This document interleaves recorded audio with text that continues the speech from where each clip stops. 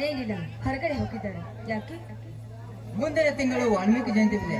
ಕಾರಣ ಊರಲ್ಲಿ ಹೊಸ ವಾಲ್ಮೀಕಿ ಮೂರ್ತಿಯನ್ನು ತರುವ ಸಲುವಾಗಿ ಊರಿನ ಧನಿಕರಾದ ನಿಮ್ಮ ಅಣ್ಣನ ಹತ್ತಿರ 10,000 ಹಣ ಕೇಳಲು ಬಂದರು. ಪ್ರತಿ ತಿಂಗಳು ಜಯಂತಿ ಅಂತ ಬರ್ತದೆ. ವಾಲ್ಮೀಕಿ ಜಯಂತಿ, ಗಾಂಧಿ ಜಯಂತಿ, ನೆಹರು ಜಯಂತಿ ಅಂತ ಎಲ್ಲರಿಗೆ ಹಣ ಕೊಡ್ಲಿಕ್ಕೆ. ಹಣ ಏನು ನಿಮ್ಮ ಅಪ್ಪನಂತ ತಿಳ್ಕೊಂಡಿದ್ಯಾ? ಎಲ್ಲ ಹಣ ಕೊಟ್ಟು ನಮ್ಮ ಅಣ್ಣ ಏನು ಬೀದಿ ವಿಕಾರಿ ಆಗ್ಬೇಕು ಅಂತ ತಿಳ್ಕೊಂಡಿದ್ರೇನು? ಹಣ ಕೊಡ್ಲಿಕ್ಕೆ ಆಗೋದಿಲ್ಲ, ಹೊರಟೋಗ್ರಿ ಇಲ್ಲಿಂದ. ಊರಿನ ಧನಿಕರಾದ ನೀವೇ ಈ ರೀತಿ ಹಣವಿಲ್ಲ ಎಂದು ಹೇಳಿಬಿಟ್ಟರೆ ಊರಲ್ಲಿ ಇಂಥ ಕಾರ್ಯಗಳು ನಡೆಯುವುದಾದ್ರೂ ಹೇಗೆ ಮೇಡಮ್? ಕೇಳಿದಷ್ಟು ಹಣ ಕೊಟ್ಟು ನಿಮ್ಮನ್ನ ಮೋಜು ಮಸ್ತಿಯನ್ನ ಮಾಡ್ಲಿಕ್ಕೆ ಹಣ ಏನು ನಿಮ್ಮ ಅಪ್ಪಂದಲ್ಲ, ನಿಮ್ಮ ತಾತಂದಲ್ಲ. ಹಿಡಿದು ಮಾತನಾಡು. ನೀನು ಹಣ ಕೊಡದೆ ಇದ್ರೆ ಐ ಡೋಂಟ್ ಕೇರ್. ಆದ್ರೆ ಇನ್ನೊಂದು ಸಲ ಏನಾದ್ರೂ ಹಾದರಗಿದ್ದಾರೆ ಎಂದು ಮಾತನಾಡಿದರೆ ಒಟ್ಟಕ್ಕಿಂತ ಜೋಕಾಲಿ ಆಡಿ ಬಿಡಬೇಕಾಗುತ್ತದೆ. ಜೋಕೆ ಬಾಯಿಗೆ ಬಂದಂತೆ ಮಾತಾಡೋಕ್ಕಿಂತ ಮುಂಚೆ ಈ ಮನೆಯಿಂದ ಹೊರಟು ಹೋಗು. ಇಲ್ಲವಾದ್ರೆ ಪೊಲೀಸರಿಗೆ ಫೋನ್ ಮಾಡಿ ನಿನ್ನನ್ನ ಬದ್ದು ಲಾಕಪ್ಗೆ ಹಾಕಿಸ್ಬೇಕಾಗುತ್ತೆ. ಮುಂದೆ ಹೇಳಿದರೆ ಗುದ್ದಾಡೋಣ ಬಾ ಎಂಬ ಹೇಳುವ ನಿಮ್ಮಂತ ಮೂರ್ಖ ಶ್ರೀಮಂತರು ಹೆಚ್ಚಾದಾಗಲೇ ನಮ್ಮ ದೇಶ ಹಾಳಾಗುತ್ತಿರುವುದು. ನಿಮ್ಮಂತ ಕಟುಕ ಶ್ರೀಮಂತರಿಗೆ ಆ ದೇವರು ಎಂದು ಬುದ್ಧಿ ಕಲಿಸುತ್ತಾನೋ ಏನೋ. ನಾನಿನ್ನು ಬರುತ್ತೇನೆ. ಗೋಲ್ಡ್ ಬಾಯ್.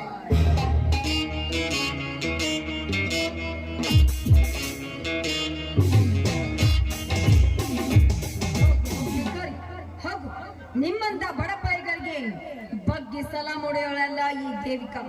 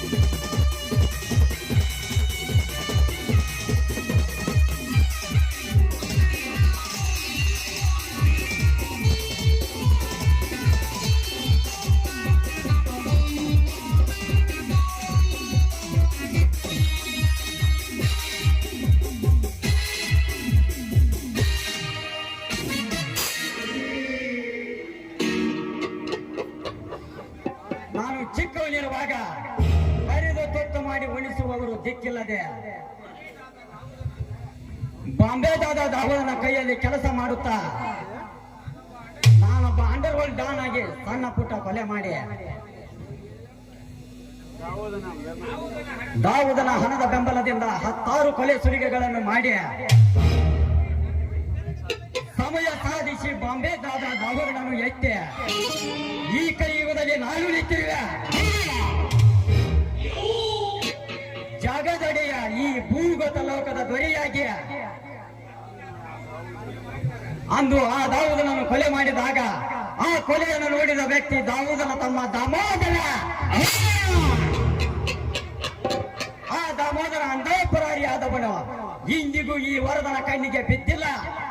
ಬಿದ್ದರೆ ಅರಕ್ಷಣದಲ್ಲಿ ಅವನ ಪ್ರಾಣ ಈ ವರದನ ಕೈಯಲ್ಲಿ.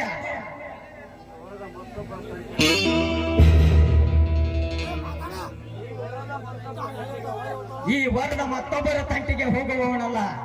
ತಾವಾಗಿಯೇ ಈ ವರದನನ್ನು ಕೆಣಕಲು ಬಂದರೆ ಕೆಣಕಿದವರ ಪಾಲಿಗೆ ವರದ ಕಾಳಿಗ ಸರ್ಪದಂತೆ